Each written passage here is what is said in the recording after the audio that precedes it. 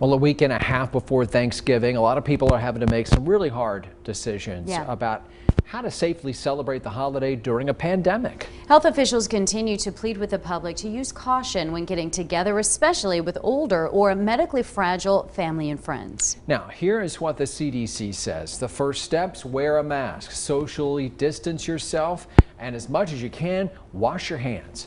When attending a gathering, bring your own food, avoid going in and out of the areas where food is being prepared, and use disposable eating utensils and plates. Some are considering a pre-Thanksgiving COVID-19 test just to make sure that they're in the clear. But is that really the way to go? New at 6, Feb and Cassahoon went to local health experts to find out. If you're planning on traveling for Thanksgiving, local health officials advise you not to. But if you must, they advise you to strictly quarantine yourself now.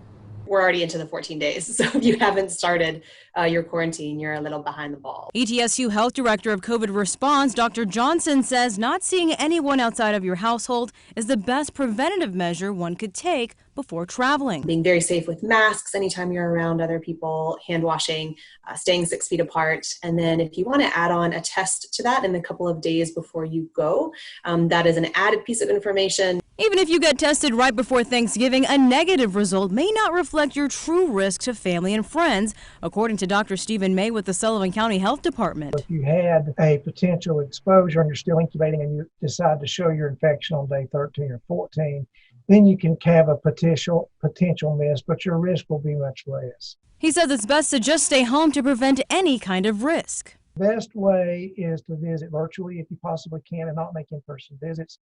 But if you must, put masks on both parties and maintain 6 feet apart.